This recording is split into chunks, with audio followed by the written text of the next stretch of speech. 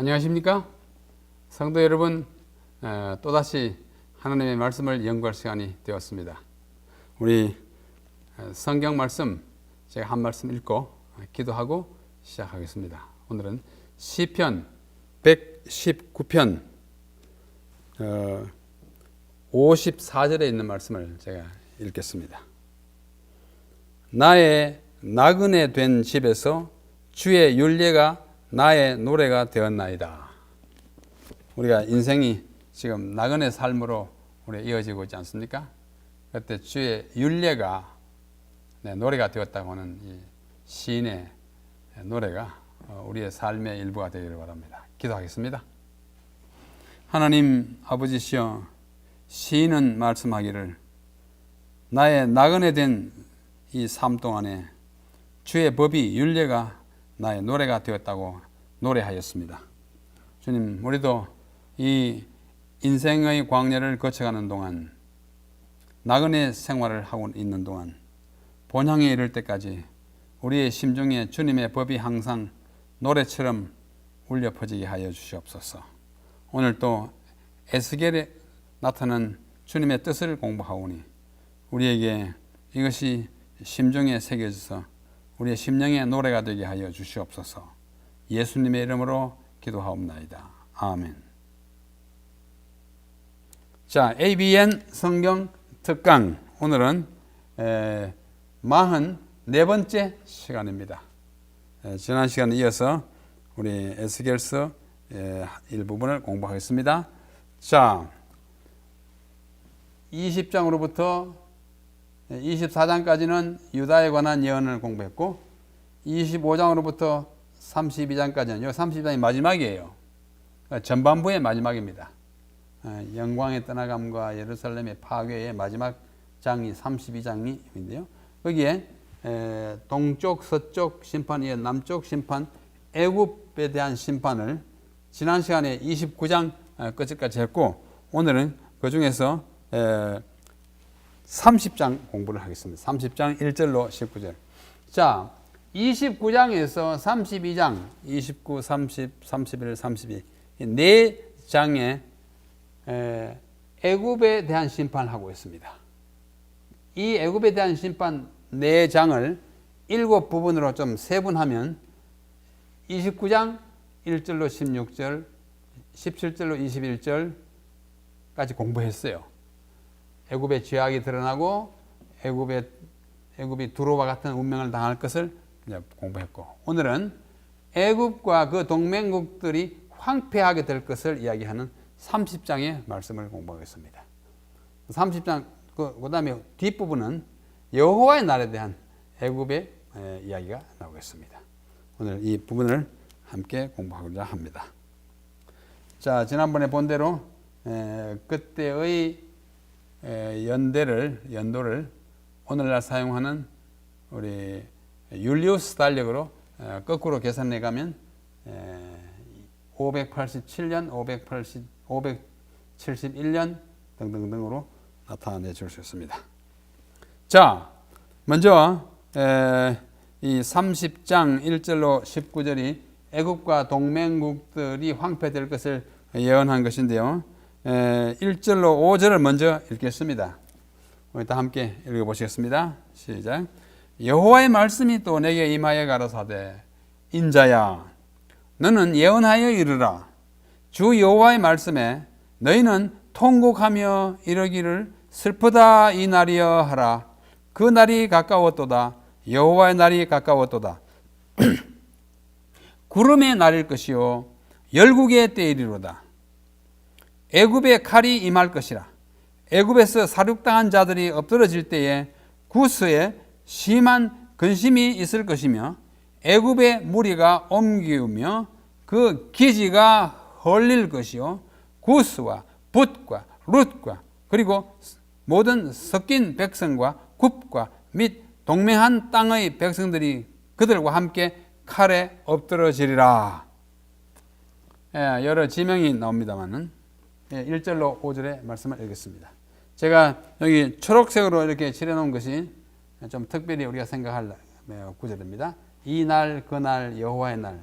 그 다음에 애굽 구스, 붓, 룻, 굽 같은 것이에요.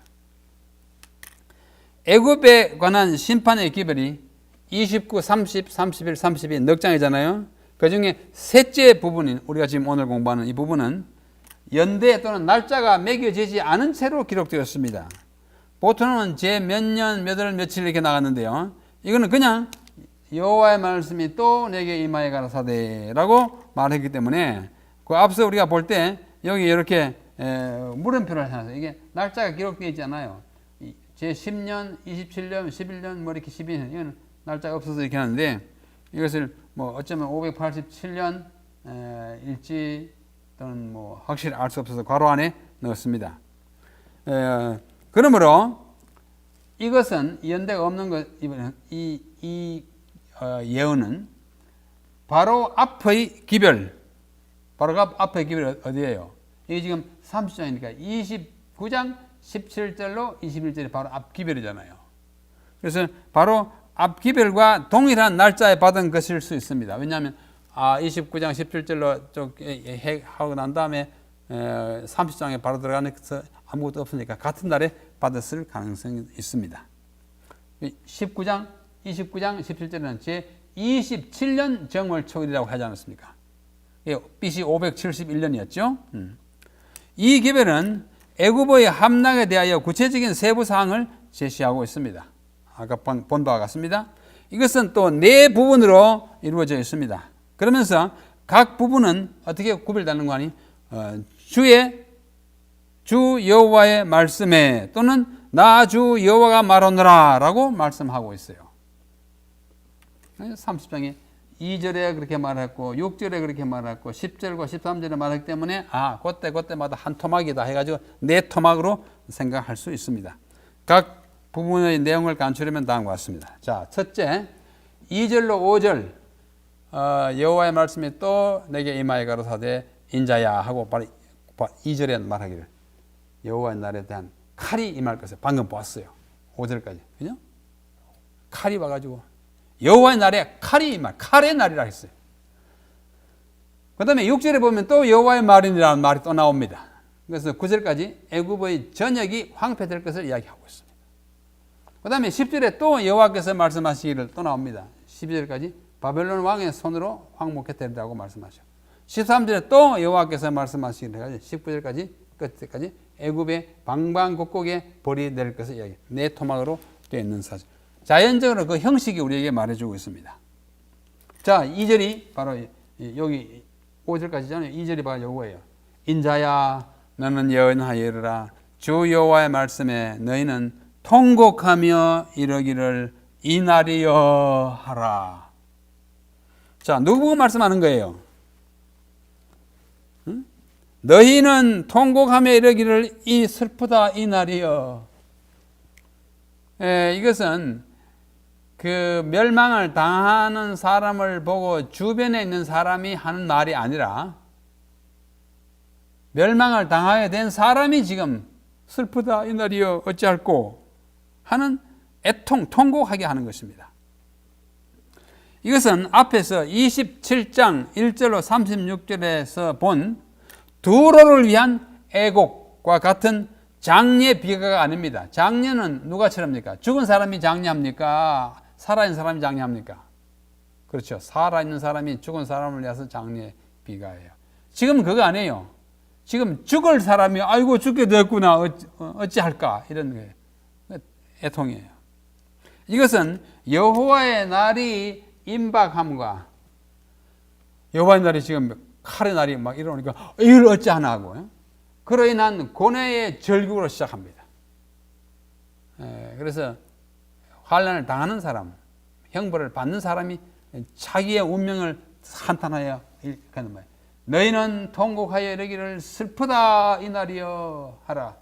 이 날 말씀에 히브리어는 이렇게 해요. 히브리어는 항상 오른쪽에서 이렇게 왼쪽으로 있습니다. 이거 어떻게 하냐면 헬릴루, 그 다음에 하, 그 다음에 라이옴 이렇게 헬릴루 하 라이옴. 뭐 글자 같지도 않는 이제 꼬부랑꼬부랑한 글자인데 히브리어 구약 성경을 기록한 언어입니다. 헬릴루 하라욤. 이 말인데 헬릴루라고 하는 말은 얄랄에서 왔어요. 얄랄이 뭐냐? 애통하라. 너희는 애통하라. 너희가 네 운명을 보고 지금 가만히 있을 때가 아니다. 부르짖어라 라는 뜻이고, 하라고 하는 두 번째 단어는 하. 우리말로 우리가 고통스러울 때 하잖아요. 히브리 말도 하예요. 그게 비슷해요. 예?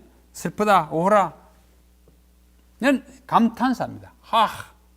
그 다음에 라이옴이란 말은 욤이 날이에요. 라이옴, 그 날을 위하여, 그 날 때문에, 그 날에 대하여 라는 뜻입니다. 그러므로 이 문장을 다 합치면 헬릴루 하할라욤 하면은 너희들은 그 날에 대하여 아하 또는 오라라고 부르짖어라, 애통하라 라는 뜻입니다. 확실하죠? 그 날은 왜요? 기쁜 날 같으면 기쁘다 하겠는데 그 날은 곧 심판의 날이요, 최후의 날이며 때로는 이스라엘의 구원과 축복의 날입니다. 심판받는 사람에게는 멸망의 날이요, 구원받는 사람에게는 구원과 승리의 날이에요. 지금 누구를 향해서? 애굽과 그 바로를 향해서 지금 징벌의 예언을 하고 있기 때문에 이건 정말 비통한 날이요, 심판의 날이요, 최후의 날입니다. 애굽에게 있어서 그 날은 심판과 형벌의 날입니다.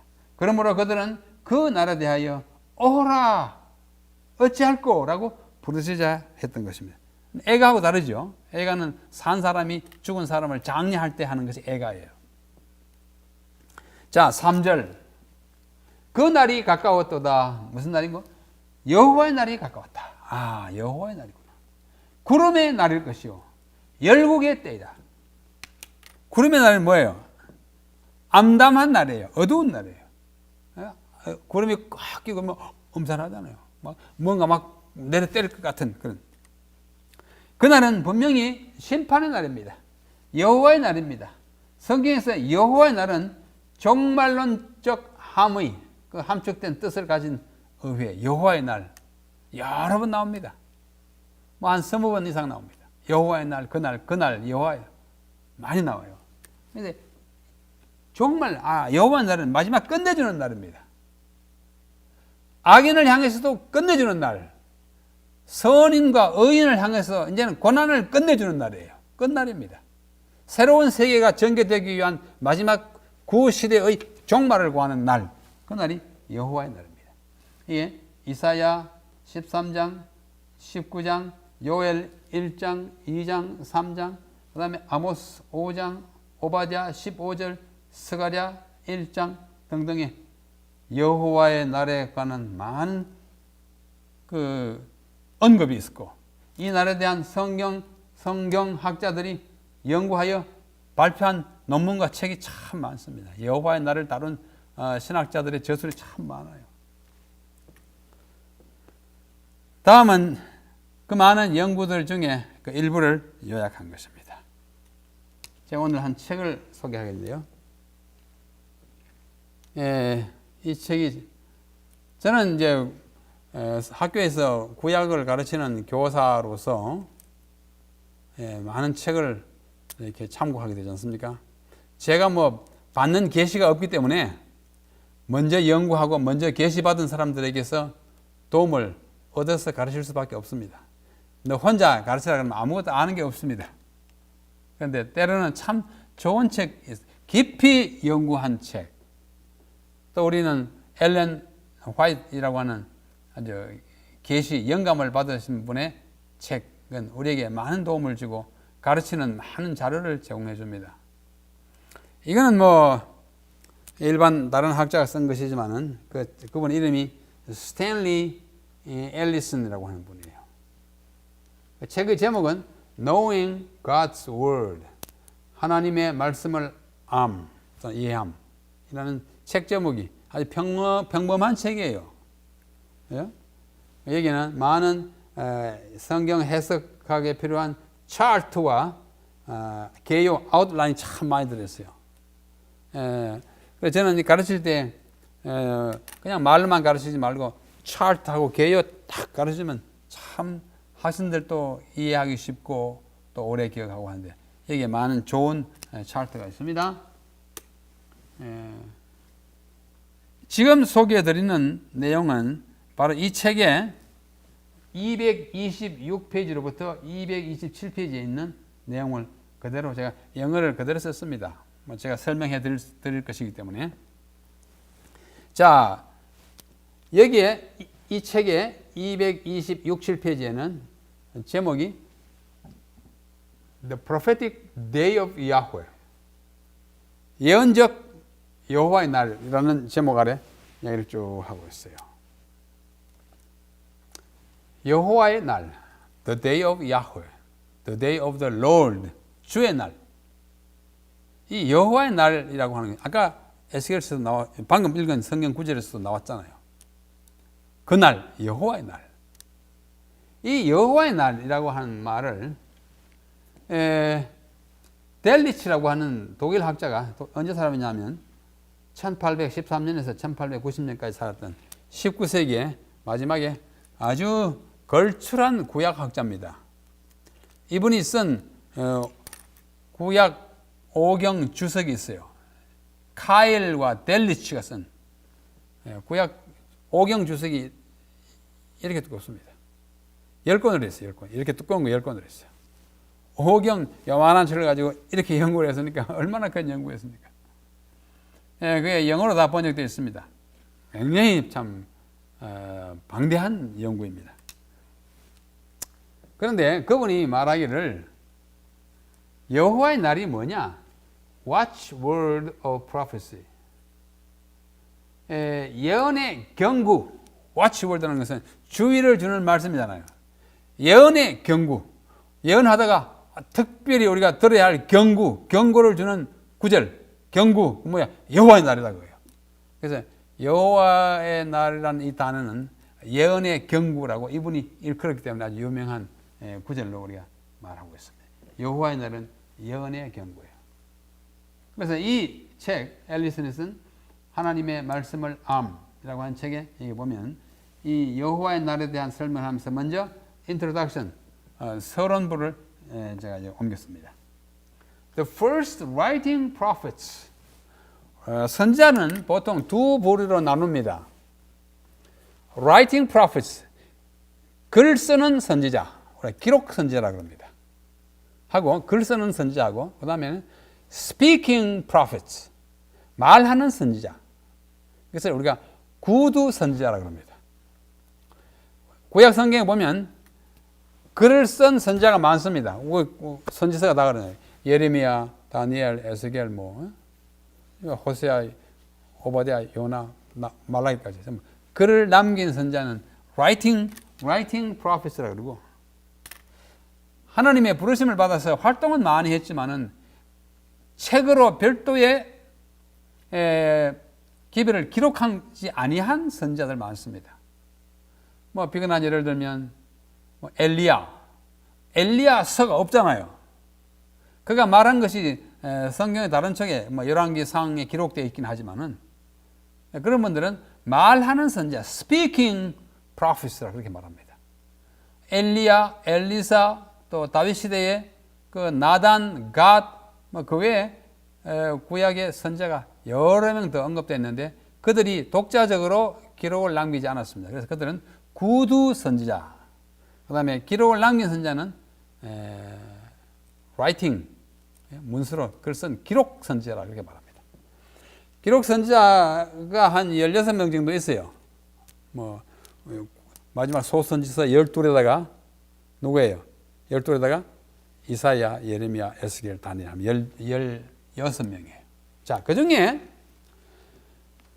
the first writer, 그 첫 번째 기록 선지자가 누구냐 하면은 오바댜와 요엘입니다. 그 안에 있는 내용을 보면은 그 시대가 이제 기록되거나 이제 짐작되는데 가장 초기에 기록 선지자들로 보이는 두 사람이 오바댜하고 요엘입니다.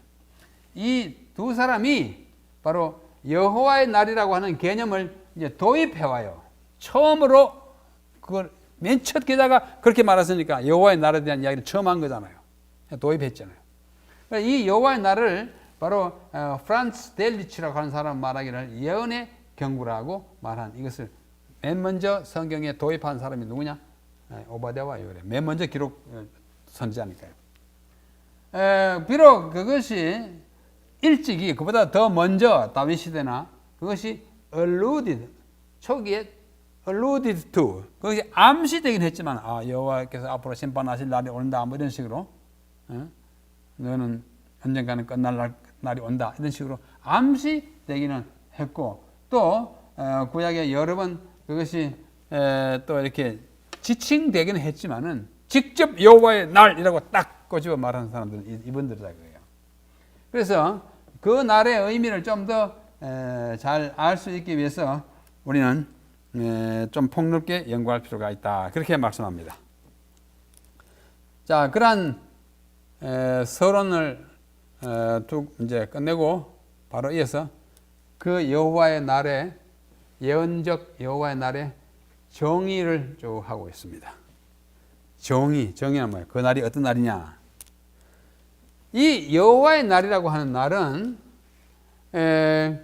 하나님이 intervention 개입하는 어떤 특정한 시간이에요. 하나님이 개입하는 어떤 날을 가리키는 성경적 개념이 바로 여호와의 날입니다. 하나님께서 하나의 시대를 마감하고 새로운 시대를 열기 위해서 그때까지 하나님께서 말씀해 주신 원칙에 따라서 산 사람과 그렇지 않은 사람을 분리하고 그러한 나라와 그렇지 못한 나라를 심판하는 그 날을 바로 여호와의 날로 정의할 수 있다고 하는 것입니다. 둘째로 이 여호와의 날은 어떤 것이냐? 인간이 다스리던 시대를 끝내고 하나님이 다스리는 시대로 이제 들어가는 그 시발점을 여호와의 날로 이야기하는 것입니다. 그 날은 뭐 요엘에 있어서는 기근의 날이요, 뭐 여러 가지 피해가 많아가지고 곡물이 안 되는 그런 두려움의 날이요, 또는 때로는 뭐 팔레스타인의 심판의 날이요, 애국과 함께, 그 다음에 또 다른 때는 홍수의 날이요, 다 심판 날이었어요. 노아 때 홍수 심판 날이었지 않습니까? 그런 의미에서 그것도 그렇게 칭해지지 않았지만은 노아 시대의 홍수도 여호와의 날이었던 것입니다. 자, 그러면 그 시간은 언제일까? 얼마나 계속될까 하는 것입니다. 종말론적 의미에 있어서 여호와의 날은 어떻게 해요? 앞으로 메시아가 와서 다스리기 시작하는 그때 미래의 시간입니다. 여호와의 날은 현재는 아니에요. 어느 시대든지 여호와는 앞으로 다가올 시간입니다. 상당한 시간이 경과한 후에 하나님이 직접 개입해가지고 이 세상을 새로운 질서로, 새로운 시대로, 우리가 성경에서 암시하는 바와 같이 새로운 천년 왕국으로 들어가기 직전에 하나님이 개입하셔가지고 심판하는 그때가 바로 여호와의 날인 것입니다. 그래서 여호와의 심판이 먼저 아주 있고 난 다음에 그 암흑의 밤이 지나고 난 다음에 형벌의 날이 지나고 난 다음에 새롭고 광명한 새 날이 시작되는 그 시점을 가리킨다고. 말하자면 그리스도께서 다스리는 천년 왕국이 이제 오기 직전의 시간으로 보는 것입니다. 그런데 두 번 성경에 요엘 2장 31절과 말라기 4장 5절에 보면 이 날을 그냥 여호와의 날이라 그러지 않고 여호와의 크고도 두려운 날, 이렇게 이중으로 아주 무섭게 참 들리게 하는 그런 용어를 쓰었습니다. 여호와의 크고도 두려운 날. 그 여호와의 날의 성격을 좀 더 엄숙하게 표현하는 것이라고 볼 수 있습니다. 이 여호와의 날이 오기 전에 두 가지 일이 반드시 일어나야 한다고 성경은 말합니다. 첫 번째는 여호와 하나님이 이 하늘에 인간에게 경각심을 주기 위해서 큰 징조들이 나타날 것이라고 하는 겁니다. 여호와의 크고도 두려운 날이 이르기 전에 이러한 일을 할 것이야. 그래야 그 날이 이런 줄 우리가 짐작하고 준비하게 되겠죠. 그러니까 하나님께서 특별한 징조를 이렇게 디스플레이 이게 보여주는 것입니다. 그 다음에 둘째는 특별히 말라기에 있는 말씀인데요. 선지자 엘리야가 그 이스라엘에 회복하는 그 역사를 하기 위해서 엘리야가 올 것이다 하는 것입니다. 엘리야는 누구예요? 여호와의 크고도 두려운 날이 이르기 전에 내 선지 엘리야를 내게 보내니 그가 아비의 마음을 자식에게로 자녀의 마음을 그 아비에게로 돌리게 하겠다. 심판이 있겠다. 엘리야는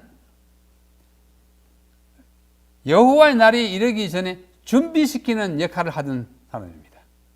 신약시대의 그 엘리야의 사명은 침례자 요한을 통해서 이루어졌습니다. 또 재림 때에는 또 다른 엘리야가 옵니다. 그 엘리야는 뭐냐? 하나님의 심판의 날, 여호와의 날이 이르렀음을 아주 맹렬하게 선언하고 예고하는 사명을 가진 사람, 새 천사의 기별을 가진 사람, 주님이 오신다고 특별히 강조하는 교회, 재림교회, 엘리야의 사명입니다. 이러한 사명을 가진 사람들이 먼저 나타나고 그 다음에 메시아가 지금 그렇게 되고 있습니다. 자, 여기 여호와의 날이라고 하는 말이 직접적으로 언급된 것이 8번 있습니다.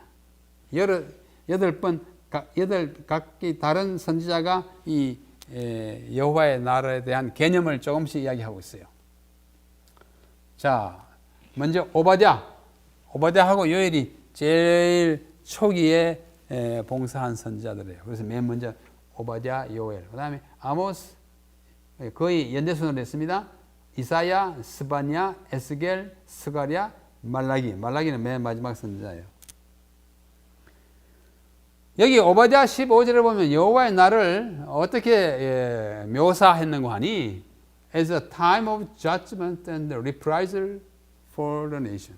그러니까 결국 모든 나라들을 위한 심판과 reprisal이라는 말은 보수, 보복의 날 때로 묘사하고 있어요. 그때는 하나님이 말 안 듣는 사람에게 보복합니다.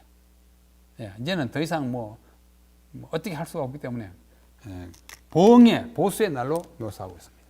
요엘 1장, 2장, 3장에 보면 이 여호와의 날이 어떤 날인가 하니 여호와에게로서부터 오는 파괴의 날입니다. 멸망의 날이에요. 디스트럭션, 멸망의 날로. 아모스 5장에 보면은 여호와의 날이 어떤 날인가 하니 아주 큰 어두움의 날입니다.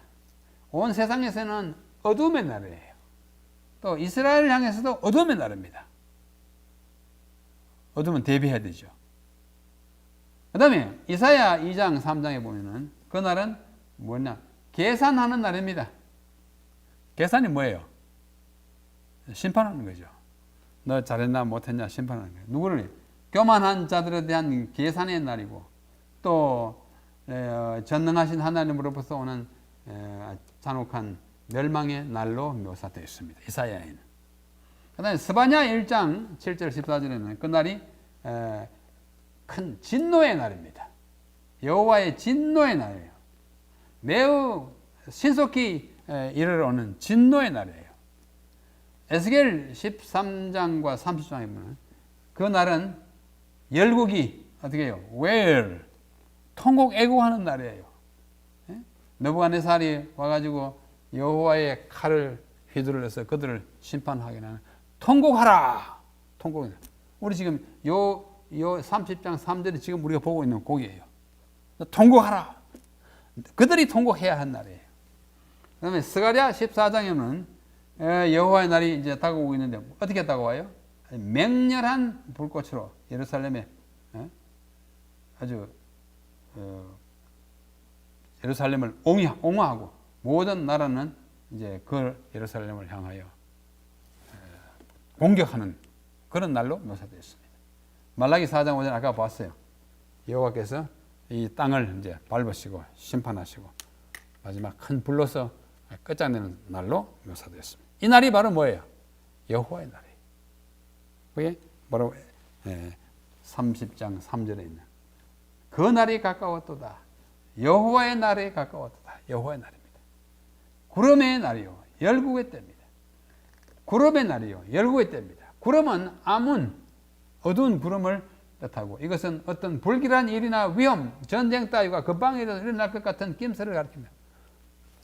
이게 열국의 때는 나라들의 때인데 즉 나라들의 죄악의 잔이 차는 때를 가리킵니다.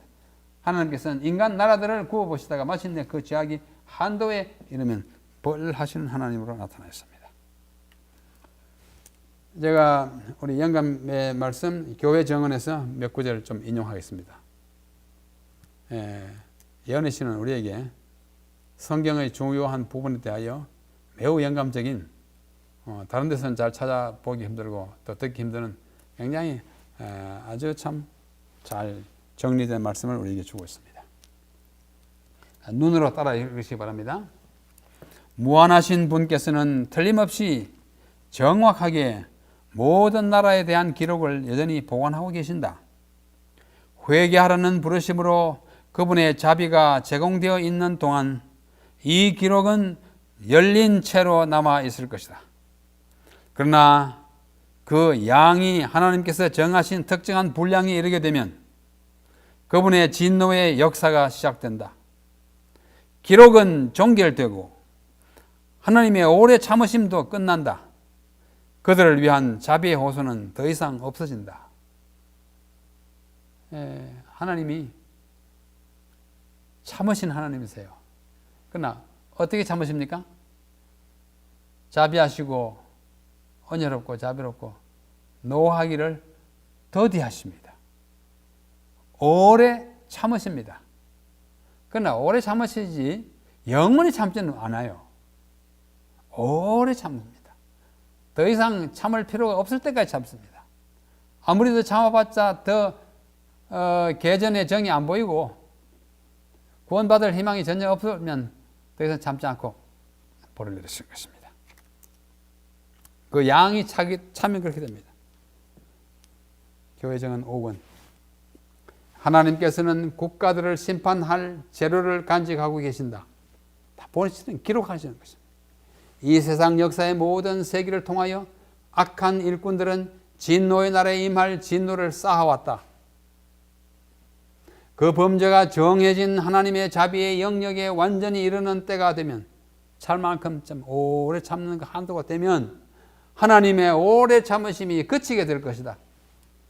하늘의 기록책에 집게 된 총계가 범죄의 양을 다 채웠음을 나타낼 때 자비가 섞이지 않은 진노가 임할 것이다. 그때 하나님의 인내가 끝나는 것이 얼마나 무서운 일인지 알려질 것이다.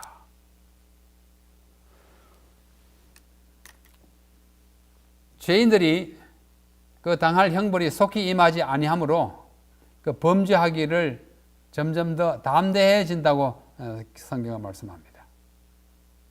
우리가 자비의 때, 은혜의 때가 아직 계속되는 동안 하나님께 우리의 죄악의 옷을 벗고 나쁜 행실의 옷을 다 벗고 우리 주님 앞에 회개하고 나아야 할 것입니다. 자, 이제 30장 4절요. 애굽의 칼이 임할 것이라. 칼, 형벌의 칼, 여호와의 날에 심판의 칼. 애굽에서 사륙당한 자들이 엎드러질 때에 구스에 심한 근심이 있을 것이며, 애굽과 구스는 형제 집안이에요. 구스는 오늘날 에티오피아입니다만은 옛날에는 그냥 한 형제 한 덩어리였어요. 애굽의 무리가 옮기우며 그 기지가 흘릴 것이요. 이 기지라는 말이 좀 어려운 한자입니다만은 좀 이따 설명하겠습니다. 칼이 임할 것인데, 칼은 누구를 통해서 오는 칼이냐면 바벨론에 강포한 군대가 가지고 오는 칼이에요. 그 칼이 임하여 애굽의 백성을 엎어뜨립니다. 엎드러지게 할 것이고, 그렇게 되면 구스 사람들이, 형제 집안이 심한 근심에 쌓입니다.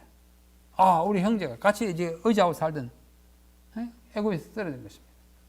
구스는 미스라임, 이 창세기 10장 6절을 보면 미스라임과 함께 함의 아들이니까 형제예요. 함 아시죠? 노아의 아들 셋 중에 하나가 함이잖아요. 그 아들이 여러 명 있어요. 그 중에 미스라임인데, 미스라임이 애굽이라는 뜻입니다. 앞에서도 말씀드렸습니다. 미스라임의 형제가 구스예요. 형제가 아니에요. 그의 후손들은 애굽의 남부, 구스의 후손들은 애굽의 남부, 즉 오늘날의 수단과 누비아와 에티오피아에 거주하게 됐어요. 그래서 오늘날 에티오피아의 민족의 주된 부분이 구스의 후손들입니다. 애굽과 구스는 혈통적으로 형제이고 지역적으로 인접한 민족입니다. 그래서 옛날에는 한 나라였어요. 그냥 민족만 다른 남부의 전체가 애굽이었습니다. 그래서 그들은 서로 동맹하기도 하면서 상부상조했습니다. 그 기지가 홀릴 것이라고 말하는데, 기지는 기초를 뜻합니다. 이 기자는 이게 터기자고, 지자는 어떤 이 형체가 있던 그 기본이 되는 땅을 지라고 해요. 이 기초가 파괴될 것이다. 기지가 헐릴 것이라는 것입니다. 기지는 기지와 동의어입니다. 이건 기자는 같은데 지자는 이건 따지자고, 이거는 이게 그루터기라는 지자예요. 군대나 탐험대 따위의 행동의 근거지. 남극 탐험의 기지 그러죠. 그렇죠? 출정해가지고 그 기지를 삼았다. 그게 기초가 되는 시설을 잠시 해두는 그 본거지, 근거지 또는 보급과 수송과 통신 등의 기점이 되는 곳을 기지라 그럽니다. 시온 성산의 기지, 솔로몬 성전의 기지는 한자로 기지, 요걸 썼어요. 에스겔 45장, 48장에 여기 나오는 성읍의 기지는 기지로 썼어요. 역대하, 역사 시편에는 이렇게, 에스겔에는 이렇게. 우리말 같아요. 그러나 한자가 좀 다르지만 의미는 같습니다. 기본이 되는 어떤 장소, 기지. 왜 이렇게 됐을까? 때때로는 우리도 그렇잖아요. 같은 한 단어인데 한자로 조금 다르지만도 뭐 조금 다르게 뜻은 같지만은 한자가 다른 경우가 많습니다.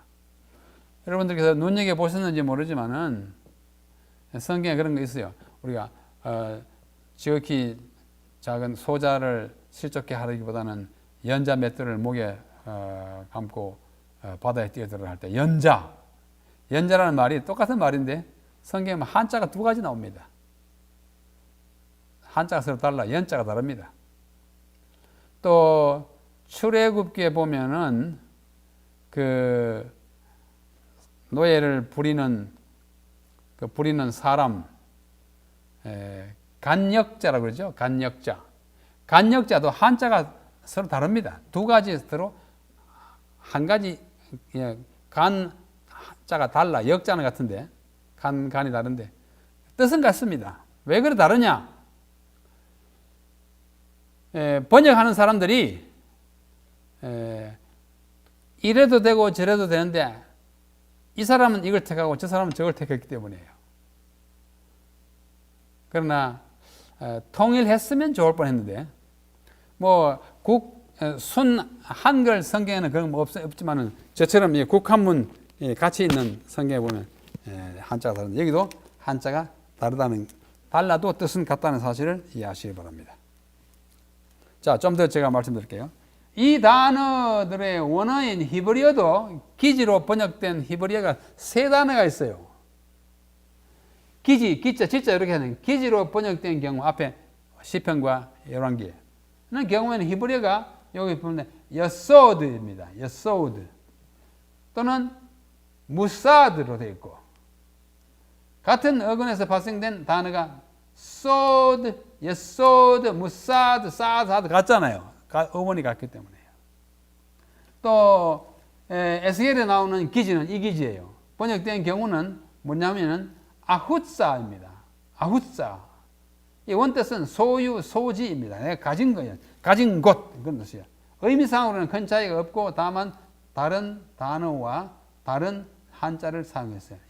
무사드든지 여소드든지 아훗사든지 뭐 단어가 달라도 의미는 같습니다.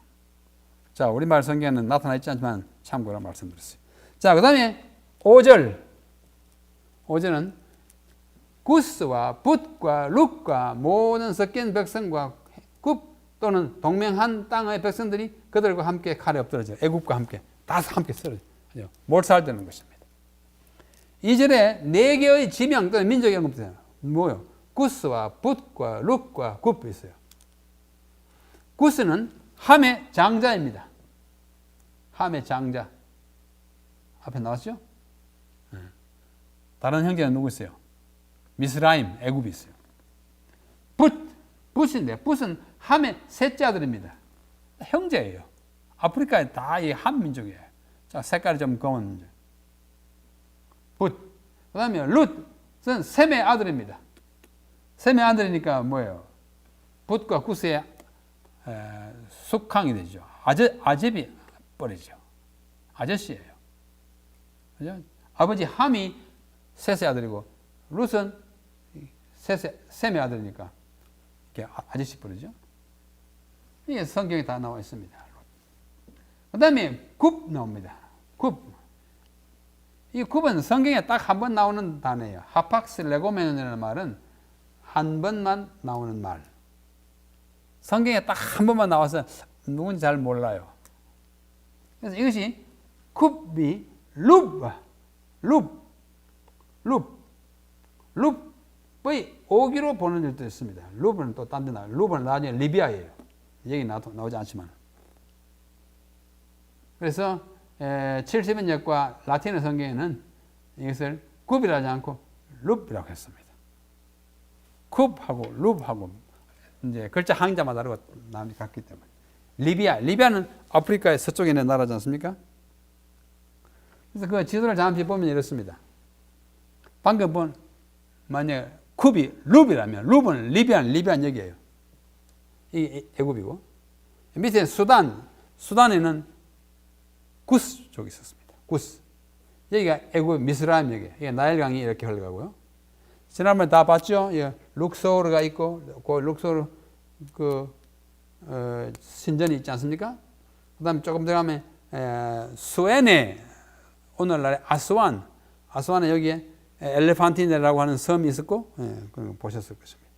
그다음에 아부 신벨이라고 하는 큰 신전들이 있고 여기 아스완 댐이 있죠. 수단 이게 이제 같은 지도죠. 아스완, 아부 신벨, 이게 누비아, 이게 애굽이에요. 시내반도. 자, 이 지역이 다 이제 심판을 받는 것입니다. 자, 좀 더 이게 이제 구스예요. 이 전체가 애굽인데요. 애굽 남반부가 구스였어요. 나일강이 이렇게 올라갑니다. 이게 나일강의 큰 줄기가 두 개 이게 만나요. 요거를 청나일이라고 그래요. 요거는 백나일이라고 그래요. 여기 있죠. 블루 나일 리버, 화이트 나일 리버. 이거 만나가지고 이렇게 올라가 이렇게 가요. 이게 누비아, 그렇죠? 여기는 구스, 여기는 애굽. 상애굽, 하애굽이에요. 이게 상애굽, 이쪽이 높으니까 물이 흘러가 여기가 하애굽. 우리는 보통 지도가 위에 북쪽에 있으면 상한데 아니 반대예요. 여기는 lower Egypt, upper Egypt, 상애굽, 여기 하애굽입니다. 자, 지도 하나만 더 봅시다. 자, 오늘날 이름으로 누비아 수단이 있어요. 수단 민족은 아주 흑인 아주 짙은 흑색의 구스가 여기 있었어요. 오늘날 에티오피아에 있는데 에티오피아에 이 구스인들이 주로 살합니다. 이게 리비아, 애굽. 방금 30장 5절에 나오는 여러 곳들은 이 전체 지역에 다 벌하시는 모습으로 나타납니다. 지도가 하나 더 있네요.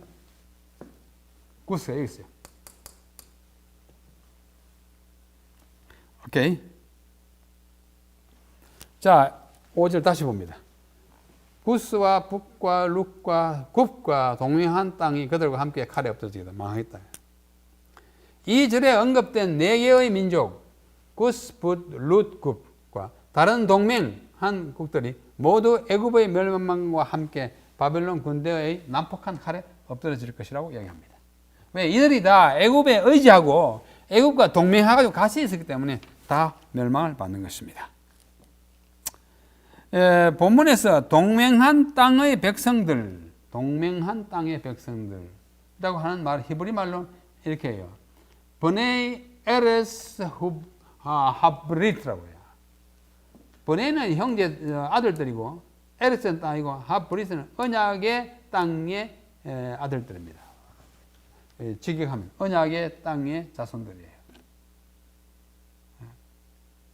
여기서는 동맹한 땅이죠. 동맹한 땅은 누구와 동맹했을까요? 애굽과. 그런데 이 동맹이라고 하는 말이 브리스예요. 브리스란 말은 언약이에요. 언약의 땅의 자손들. 이해하기에 따라서 언약의 땅은 어느 땅이에요? 팔레스타인, 이스라엘. 그 자손, 이스라엘 자손으로 해석할 여지가 있습니다. 이 문맥에서는 뭐 굽과 뭐 이렇게 동맹한 땅, 애굽과 동맹한, 그러니까 동맹 또는 협약, 언약, 약속이 다 브리스예요. 브리트. 이 브리트를 동맹으로 해석하느냐, 언약으로 해석하느냐. 이 언약을 하나님의 언약으로 생각하느냐, 이 언약 약속을 애굽과의 약속으로 생각하느냐에 따라서 의미가 달라졌습니다. 그래서 이것을 직역하면 버네이 에레스 하브리스라는 말을 직역하면 언약의 땅의 자손들입니다. 그러면 이게 the people of the covenant land 이렇게 70번역과 NIV에서 이렇게 번역했는데 이게 뭘까는 이스라엘일까 뭐 아닐 수도 있어요. 이 문맥에서는 애굽과 동맹한 백성입니다. 자, 악의 세력, 곧 하나님을 배반하는 세력은 그의 동맹자들과 함께 모두 공도 동망합니다. 애굽을 가운데 두고 구스와 굽과 룻과 리비아가 다 합쳐가지고 함께 공도 동망, 함께 거꾸러지고 같이 망하는 것입니다. 그러므로 개인이나 국가나 심지어 언약의 백성이라 할지라도 누구의 편에 서고 누구와 동맹을 맺느냐에 따라서 영원한 운명을 결정하게 됩니다. 예수께서는 이렇게 말씀하십니다. 나와 함께 아니하는 자는 나를 배반하는 자요, 반대하는 자요. 나와 함께 모으지 아니하는 자는 해치는 자니라. 마태 12장 30절. 누가복음 11장 20절. 똑같은 말씀이에요. 여러분은 어느 편 누구와 동맹하며 살아갑니까? 우리의 매일의 삶에 있어서 그리스도와 동맹군으로, 그분이 우리 동맹군의 사령관으로 모시고 그렇게 살아가는지, 아니면 그분과 전혀 상관없이 내 마음대로, 그래서 마귀의 휘하에, 마귀의 힘 아래 살아가는지 편을 잘 택해야 됩니다. 결국 마지막 심판은 편가르기예요. 이 편이냐 저 편이냐 중립은 없습니다. 그리스도의 군대에 속해 있느냐, 사탄의 군대에 속해 있느냐. 우리는 사탄의 군대의 일을 절대로 하지 말고 예수님의 군대의 편에 서야 하겠습니다.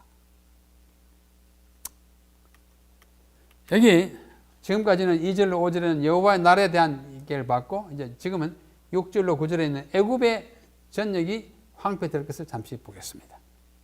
자, 6절에요. 나 여호와가 말하노라. 애굽을 붙들어 주는 자도 엎드러질 것이요. 지금까지 봤잖아요. 애굽의 교만한 권세도 낮아질 것이라. 믹돌에서부터 수에네까지 무리가 그 가운데서 칼에 엎드러지리라. 나 주 여호와의 말이니라. 황무한 열방같이 그들도 황무할 것이며 사막이 된 성읍들같이 그들 성읍들도 사막이 될 것이라. 내가 애굽에 불을 일으키며 그 모든 돕는 자를 멸할 때에 그들이 나를 여호와인 줄 알리라. 그 날에 사자들이 내 앞에서 배로 나아가서 염려 없는 구스 사람을 두렵게 하리니 애굽의 재앙의 날과 같이 그들에게도 심한 근심이 있으리라. 이것이 오리로다. 이 6절로 9절이에요.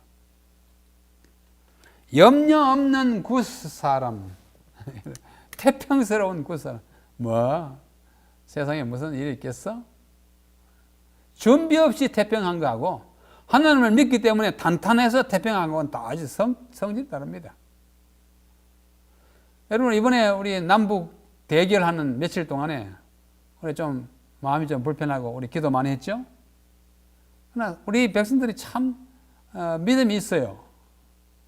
북한에서 아무리 들고 뭐 원점 타격을 하네 어쩌네 해도 뭐 사제기도 안 하고 그냥 너희들 그러려면 한번 해봐라. 왜 그래요? 믿는 데가 있기 때문이에요. 뭐 그리스도인들 하나님을 믿지만은 누굴 믿어요? 우리 정부의 지도자들을 믿고 대통령의 그 과감한 모습을 믿고 우리 군인들이 철통같이 지키는 걸 믿고 또 장관들이 나와가지고 한 발만 쏘봐라 우리가 10발로 보호하겠다 하니까 마음에 동료가 없는 것입니다. 좀 자신감이 있는 것이죠. 참 좋은 현상이고 그래서 우리가 나라를 더 사랑하게 되었습니다. 믿게 되었습니다. 여기 구세인들은 어떻게? 염려 없는 태평이야.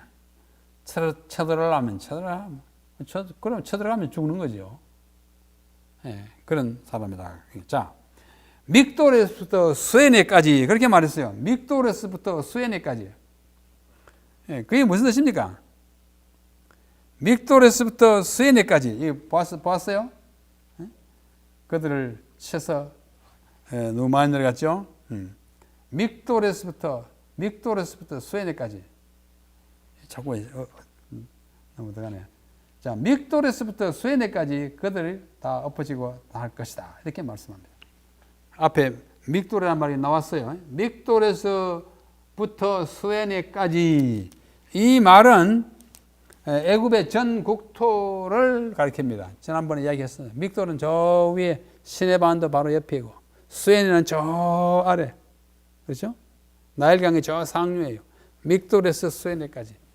뭐 이스라엘로 말하면 단에서 부엘세베까지, 우리나라로 말하면 백두산에서 한라산까지 그런 거예요. 전 국토에 사륙과 황폐화가 있게 될 것을 말합니다.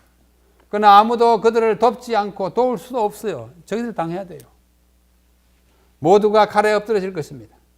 그리하여 애굽의 교만한 권세는 낮아지고 마침내 그들은 내가 여호와인 줄 알게 될 것입니다. 특히 6절은 나 여호와가 말하노라. 코 이와 같이 아마르 아도나이, 코 아마르 아도나이로 시작해가지고 야훼로 시작해가지고 나 주 여호와의 말이니라. 너움 아도나이 야훼, 너움 아도나이 야훼로 끝납니다. 앞에도 여호와에게 말씀하신다. 뒤에는 여호와의 말씀이니라. 이렇게 끝나요. 그만큼 그 사이에 있는 말씀이 엄중하다. 그죠? 대단히 중요한 것입니다. 자, 10절로 12절. 바벨론 왕의 손으로 황무하게 된다. 나 주 여호와가 말하노라. 내가 또 바벨론 왕 느부갓네살의 손으로 애굽 무리들을 끊으리니 그가 열국 중에 강포한 자기 군대를 거느리고 와서 그 땅을 멸할 때 칼을 빼어 애굽을 쳐서 사륙당한 자로 땅에 가득하게 하리라. 내가 그 모든 강을 말리우고 그 땅을 악인의 손에 팔겠으며 타국 사람의 손으로 그 땅과 그 가운데 있는 모든 것을 황무케 하리라. 나 여호와의 말이니라. 반복합니다. 나 여호와의 말이니라. 느부갓네살은 난폭한 군대에 칼을 휘두르면서 다가올 것입니다. 그와 그의 군대는 열국 가운데서 가장 강포한 군대로 묘사되어 있어요. 묘사되었습니다. 그들은 두로가 당한 운명을 그대로 당해야 했고 애굽 사람들은 성경 구절에 29장에 예언된 대로 다 이루어진 것입니다. 내가 그 모든 강을 말리우고 라고 한 것은 바벨론 왕 느부갓네살이 들어올 때 애굽의 강, 나일강과 그 모든 그의 지류 여러 가지 운하 시설들을 파괴해가지고 애굽의 멸망이 앞당겨진 것을 말합니다. 애굽은 전 국토의 97%가 사막과 광야입니다. 개간할 수 없어요. 농사를 지을 수 없어요. 그러므로 그들에서 굉장히 중요한 것이 관계, irrigation. 치수, 이 홍수를 잘 컨트롤하는 것, 치수와 관계가 가장 중요한 정치적 과제요, 국가적 숙제예요. 그거 잘 못하면 뭐 다 죽잖아요. 예. 그래서 굉장히 절실한 현실적인 문제가 치수와 관계였어요. 경작이 가능한 면적이 극히 제한된 3%밖에 안 되는 나라에서 유일한 강인 나일강을 말려버리는 것은 백성의 생명줄을 끊는 것이었고 모든 것을 황무케 하는 것이었어요. 나일강 없으면 다 죽게 되는 것입니다. 자, 마지막 13절로 19절 애굽의 방방곡곡에 벌이 내립니다. 나 주 여호와가 말하노라 내가 그 우상을 멸하고 신상들을 높 가운데서 끊고 애굽 땅에서 왕이 다시 나지 못하게 하고 그 땅에 두려움이 있게 하고 내가 바드로스를 황무케 하고 소안에 불을 일으키고 노를 국문하여 내 분노를 애굽의 견고한 성 신에 쏟고 또 노의 무리를 끊을 것이라. 내가 애굽의 불을 일으키니 신이 심히 근심할 것이고 노는 찢어 날 것이고 놋은 날로 대적이 있을 것이며 아웬과 비베셋의 소년들은 칼에 엎드러질 것이며 그 성읍 거민들은 포로가 될 것이고 내가 애굽 멍에를 꺾으며 그 교환만한 권세를 그 가운데서 거치게 할 때 드합느헤스에서는 날이 어둡겠고 그 성읍에는 구름이 덮일 것이고 그 딸들은 포로가 될 것이라. 이와 같이 내가 애굽을 국문하려니 그들이 나를 여호와인 줄 알리라. 여러분 너무 입에 익숙하지 않는 지명들이 너무 많죠? 보십시오. 애굽 신, 노, 놉, 아웬, 베스벳, 드합, 느헤스 등등이 우상들을 면하고 신상들을 높 가운데서 끊고 애굽 땅에서 왕이 다시 그렇게 하겠다. 히브리어로 우상들은 길룰림입니다. 길룰림. 신상들은 엘릴림입니다. 우상들 신상. 길룰림을 멸하고 또 엘룰림을 끊겠다. 울림 이름이 비슷하죠. 이런 거 같아요. 유음이라고 합니다. 비슷한 길룰림을 패하고 엘릴림을 멸하겠다. 성경에 그런 아주 운이 아주 비슷한 이런 게 참 많습니다. 일종의 언어 노래라고 그러죠. 언어. 이게 신들이 많아요. 우상들, 신상들이 많습니다. 애굽에서 모든 우상들과 신상들을 멸절시키는 것은 애굽의 당시의 상황을 고려할 때 실로 엄청난 변혁이었어요. 신이 가득한 나라예요. 세상에서 민족적으로 신이 가장 많은 민족이 애굽신이에요. 이름이 다 붙어 있어요. 몇천 명의 신이 있어요. 애굽인들에게 있어서 이 신을 없앤다고 하는 것은 견딜 수 없는 모욕이고 재앙이었어요. 고대 애굽인들은 무수한 신들과 여신들을 경배했습니다. 애굽의 신명 사전, 신의 이름 사전이요. 이렇게 많아요.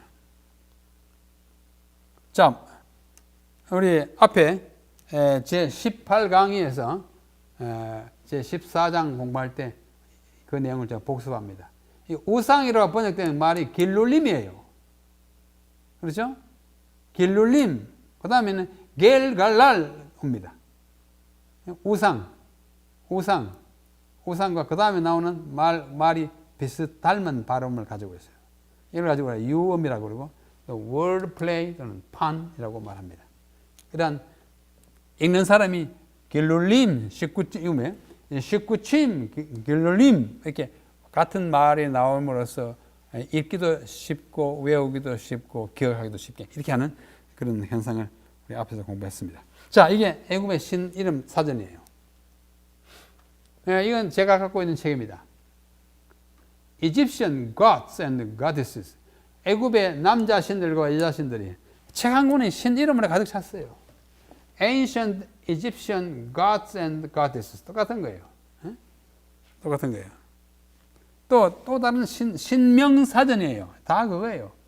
The complete gods and goddesses of ancient Egypt. 신이 가득합니다. 얼마나 신이 많은지 몰라요. 그 신들을 다 패하고 멸하겠다 그거예요. 애국의 신들이에요. 신 이름이 있습니다. 오리시스, 오시리스가 이렇게 생겼고, 그다음에 프타 신이에요. 생명의 신이에요. 아몬, 라, 태양의 신이에요. 태양이죠. 소백 신이고, 하토르는 강신입니다. 나일강. 그놈, 톳, 셋, 신이 뭐, 그림으로 이렇게. 애굽에는 마을마다 도시마다 신들이 있었고, 집집마다 가신이 있었고, 인간에게 유익을 주는 것들은 다 신격화되어 숭배를 받았고, 인간을 괴롭히거나 해치는 것들도 모두 신성시하여 숭앙했어요. 좋은 것은 좋으니까 숭상하고, 나쁘게 하는 것은 아이고 그렇게 나쁘게 해주지 말아달라고 숭배했어요. 이 대표적인 신 몇 개 썼습니다. 프탁, 멤피스의 주신이었는데 생명의 신이었습니다. 아투미는 헬리오폴리스의 그 지역 신이었어요. 온 지방 신이에요. 몬투는 테베의 신이었고, 라와 아테는 태양의 신이었고, 콘수는 달의 신이었고, 누트는 별의 신이었고, 하피는 나일강의 신이었고, 하토르는 사랑의 여신이었고, 헤케트는 깨구리 여신이었고, 세르케트는 스콜피온 전갈의 신이었고, 케프리는 딱정벌레의 신이었어요. 비틀.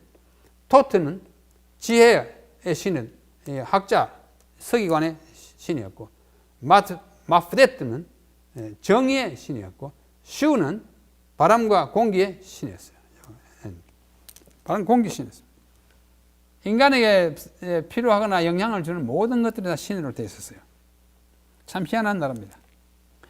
여기에 언급된, 아까 지명이 많았죠. 언급된 지명들은 고대 애굽의 가장 중요한 도시들입니다. 종교적, 정치적, 군사적 중심지들이었고, 모두 죄악의 온상이었고, 심판의 대상으로 특별히 거명된 것입니다.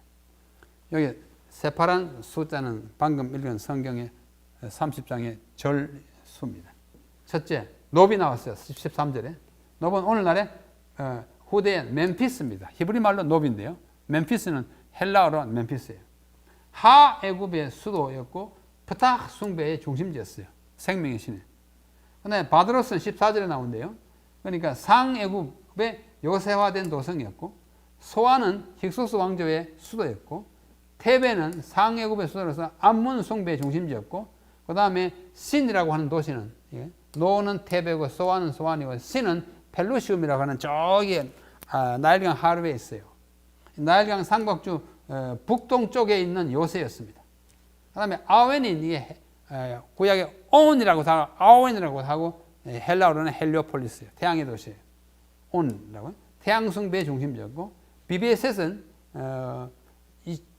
애굽의 왕조 22, 23왕조 때의 수도였고, 카이로 북동쪽에 있습니다. 드합 느헤스는 다바네스라고 예레미야 2장 16절에 이렇게 되었어요. 드합, 헤데스, 다바네스 비슷하잖아요. 이렇게 많은 도시들이 여기에 언급돼요. 다 고대의 중요한 도시였어요. 다 뭐 중심지, 도성, 수도, 중심지, 요새 그러잖아요. 그들의 다 지금 뭐가 내려집니까? 벌이 내려집니다. 13절로 19절에 애굽의 방방곡곡에 벌이 내려요. 여러 주요 도시를 다 말했어요. 뭐 조그만 마을까지 말하려면 한없이 많겠죠. 예? 놉 가운데서 끊어지고, 바드로스를 황묵케 하고, 소안에 불을 일으키고, 노를 국문 심판하고, 분노를 신 도시예요. 내게 쏟고, 노는 찢어나뉘고, 놉은 날로 대적이 있을 것이고, 아웬과 비벳은 소년들이 칼에 엎드러질 것이고, 애굽의 교만한 권세를 그치게 하고, 드합 느헤스, 다바네스에서는 날이 어두워지고, 그 딸은 포로될 것이라. 그들이 나를 여호와인 줄 알리라. 심판은 수도에만 있는 것이 아닙니다. 주요 도시를 물론이고 모든 방방곡곡에 하나님의 형벌이 임하실 것이라. 하나님의 심판은 전반적이고, 그 다음에 심판의 결과는 완전해야 합니다. 한쪽에 심판했는데 안쪽에 악이 살아있는 것은 하나님 용납하지 않습니다. 우리 사랑하는 성도 여러분, 우리가 오늘 30장 초반에 있는 애굽의 동맹국들의 황폐되는 모습을 보았습니다.